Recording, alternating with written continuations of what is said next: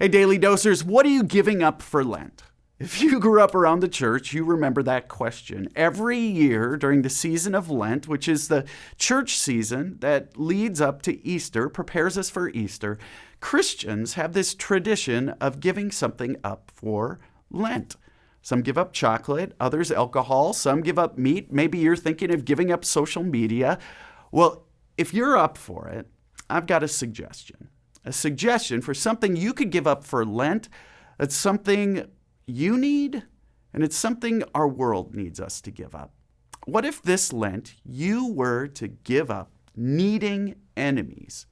You heard me right. What if you were to give up the need for having enemies?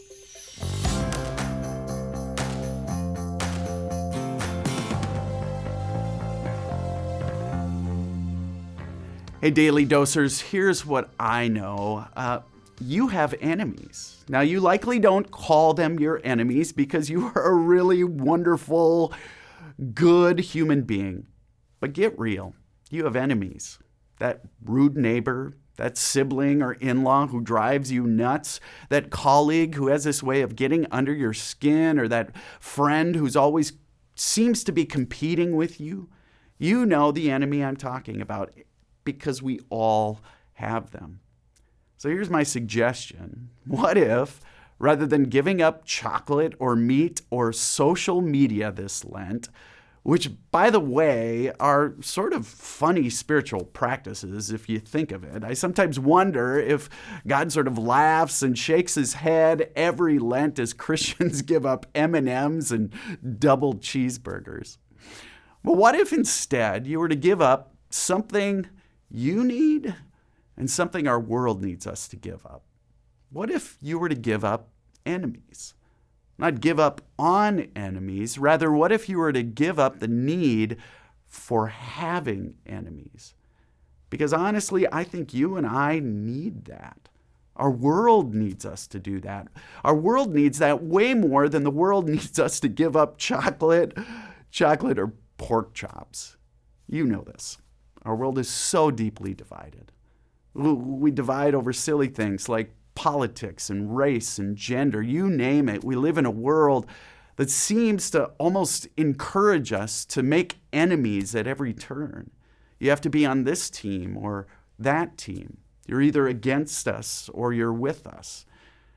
And the truth is, in this sort of a world, it seems to me that giving up the need for having enemies, honestly, it could be one of the most faithful Lenten practices you and I could ever imagine. I mean, let me explain. The season of Lent, it begins with Ash Wednesday. It's a day when Christians around the world, we gather in churches, we rub some ashes on our foreheads in the sign of a cross, and we say things like, "From dust you have come, to dust you shall return." We do this because Ash Wednesday marks the beginning of this season, a season in which Christians together walk with God as we recall a story that actually has this sort of downward slope.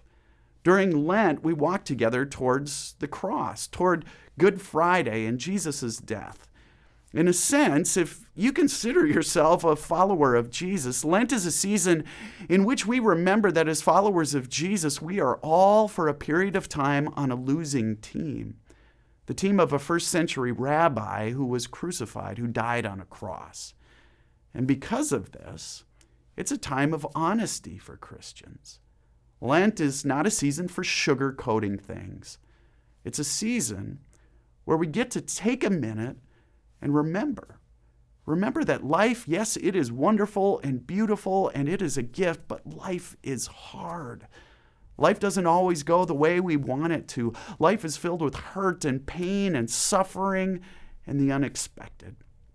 Jesus would even remind us of this. In John 16:33, he says these words, "I have told you these things so that in me you may have peace, because in this world you will have trouble." It's as if Jesus were looking at you and me and saying, if there's one thing that binds every last one of us together, it's this. We will all know broken dreams and broken hearts. Folks, you know this. Many people give up alcohol, meat, chocolate, social media for Lent. But what if you were to instead give up needing enemies?